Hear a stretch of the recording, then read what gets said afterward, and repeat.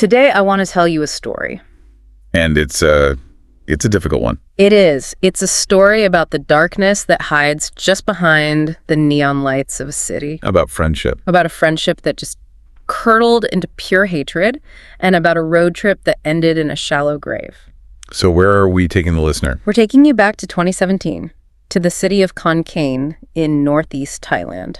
Okay. Now, by day, this is a bustling place, a vibrant university town. Right. Lots of energy, lots of people. Exactly. The sun is beating down, students are rushing around, and the air is just filled with the smell of street food. It feels alive. Feels safe. It feels safe.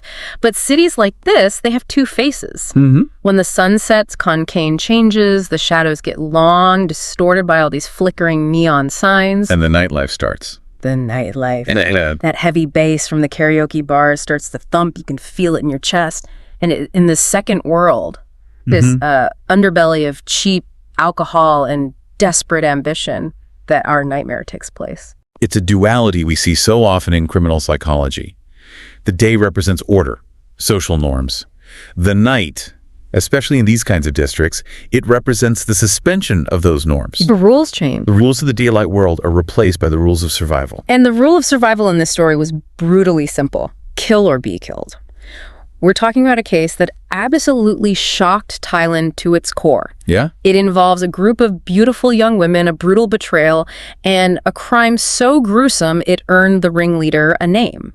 A moniker that still sends shivers down the spine of anyone who remembers the headlines. The Lady Butcher. The Lady Butcher. That title is so significant. I mean, crimes involving dismemberment are statistically very rare. And for a woman to do it. Even rare. It implies a level of calculated mechanical brutality. It suggests a complete detachment from the victim's humanity. And that is the journey we were taking you on. We're going to trace the collision course of two women. We'll call them P and A. They were friends. They were best friends. Sisters, really, in the struggle of that nightlife. Until one day, they weren't.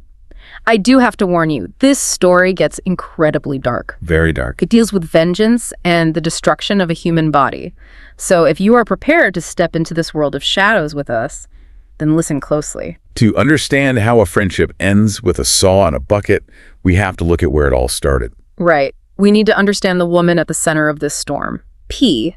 Who was she? Well, P didn't just emerge from the womb as the killer, but if you look at the source material, her childhood, it reads like a prologue to tragedy. It often does. She grew up in a home where the walls didn't echo with laughter, but with screams.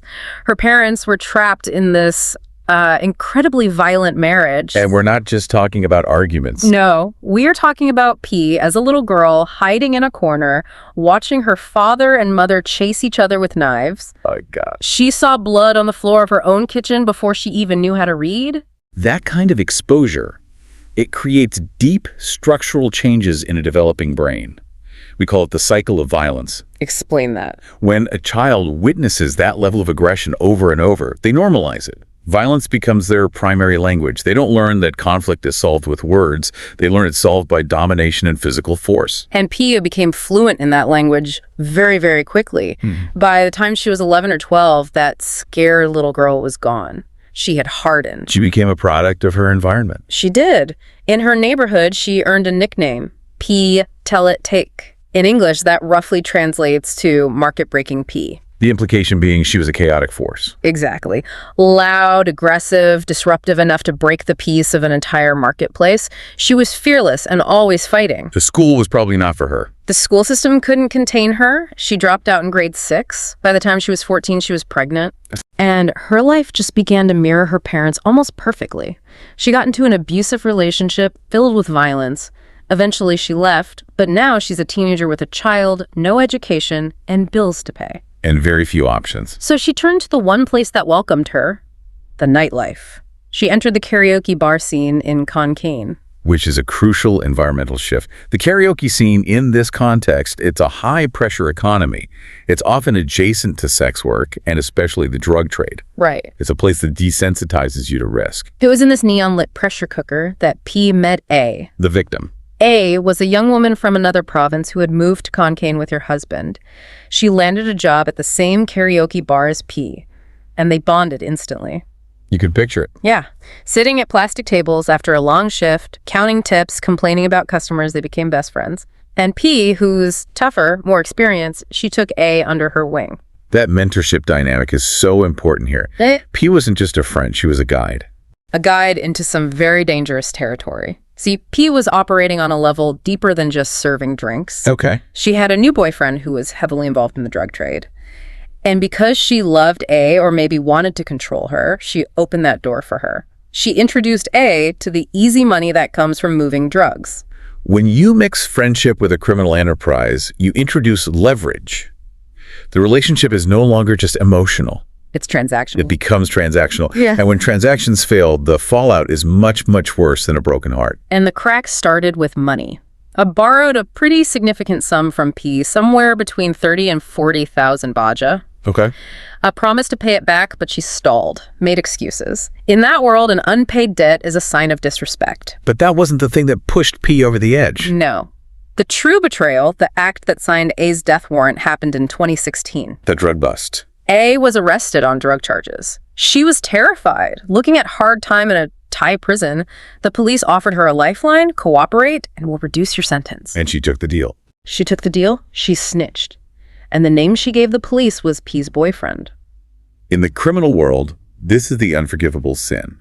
Snitching isn't just a betrayal of a friend. It's an existential threat to the entire group. P would see this as a direct attack on her livelihood, her freedom, everything. The consequences were immediate. P's boyfriend was arrested. Her income stream just evaporated. She felt exposed, furious, so she fled Thailand, crossed the border, and hid out for a while. But she didn't leave the anger behind. No, it traveled with her. For a year, she just stewed on it. She felt that A hadn't just made a mistake. She felt A had deliberately destroyed her entire life. And that kind of isolation, being abroad, it just acts like an incubator for that rage and paranoia. The narrative in her head would shift from, I made a mistake, to A is my enemy. And P made her enmity public. She sent a signal that was impossible to misinterpret. What did she do? On her social media, she changed her profile picture. She didn't choose a selfie or a landscape. She chose an image of Chucky. The killer doll from the horror movies. The killer doll. That's a profound psychological statement. Chucky is a pop culture icon of remorseless, gleeful violence. By adopting that avatar, P was stripping away her own humanity. She was telling everyone, I am not P anymore, I am a killer. The return of Chucky came in May 2017. P got word that A was back in Khon Kaen. And she didn't hesitate. Dropped everything, flew back to Thailand. She was consumed by this need for vengeance. But she was smart. She didn't do it alone. She recruited a team. She did. She brought in N to rent the car and drive. She brought in E, a former friend of A's, to act as the bait. And she brought in J for muscle. This moves it from a crime of passion to premeditated murder. This is a tactical operation. Let's go to the night of the crime. It is 4 a.m. The city is quiet. Streets are empty. A has just been dropped off at her dorm after a night out. She thinks she's safe. She's home. Then her phone rings. It's E. The bait. E sounds friendly, casual. Hey, come on downstairs. Let's go for one last drive before the sun comes up. The cruelty of using a friend like that. I trust E. She sees familiar faces. Her guard is completely down. Aren walks out of her dorm. She sees a rented Honda CR-V at the curb. She sees E, N, and J inside. She opens the door and slides into the back seat. But there's something she doesn't see. What? The cargo area behind the back seat isn't empty. P is back there, curled up in the trunk, holding her breath, waiting for the car to move. Just imagine the tension in that vehicle. The other three know she's hiding just inches away. The car pulls away. Once they hit a quiet stretch of road, the trap springs. P bursts out from the cargo area. A moment of pure terror. She attacks A from behind, screaming at her. The car becomes a cage. A is trapped, moving at high speed, being assaulted by the woman she once called a sister. This is such intimate violence. Strangulation is personal. You have to be close. You feel the life leaving the person. It takes minutes. P later confessed that even in those final moments, A didn't beg. She fought back with words. She allegedly looked P in the eye and said, "If I don't die, you all will." P claims that sentence just snapped her last thread of sanity. In her mind, the murder stopped being about revenge and started being about survival. It was her or me. A cognitive distortion to alleviate guilt. She tightened a plastic bag over A's head, and she squeezed until the struggling stopped. As the Honda CR-V drove through the darkness, A took her last breath while her former friends just watched. And now they have a body. Now they have a body and the sun is coming up. Panic starts to set in, but P takes charge. They drive to a resort, check into a room. They carry A's body into the bathroom. Then they went on a shopping trip. They went to a hardware store. They bought a saw, a large knife, plastic buckets, bags of cement, and black garbage bags. This is the shift from rage to just cold practicality. You have to stop seeing a person and start seeing an object that needs to be reduced in size. P took on the task herself. In the bathroom of that resort, she used the saw and the knife. She cut the body of her best friend into two pieces, upper and lower halves, so they would fit into the buckets. They shoved the remains inside, poured in cement to weigh them down, and sealed the lids. They loaded the buckets back into the CR-V and drove to a remote forest. Under the trees, they dug shallow holes, buried the buckets, and covered them with zinc sheets to look like a pile of roadside trash. They're trying to turn a human being into garbage. They thought they had committed the perfect crime. They fled north, crossing into Myanmar, hoping to vanish. But they made one fatal mistake. What was it? They stole A's iPhone. N's boyfriend took the phone to Bangkok and sold it. He didn't know it was a tracking beacon. The digital footprint. The police traced the signal. At the same time, farmers back in the forest started to notice a terrible, rotting smell. They pulled back the zinc sheets and they found the buckets. It's the paradox of modern crime. You can hide a body, but you can't hide the data. The pressure on the group in Myanmar became unbearable. Finally, P, E, and J surrendered. But when P was brought back to Thailand for the press conference, the public saw something they did not expect. She wasn't remorseful. She didn't look broken or ashamed. She walked across the immigration bridge with full makeup, perfectly drawn eyebrows, bright red lipstick.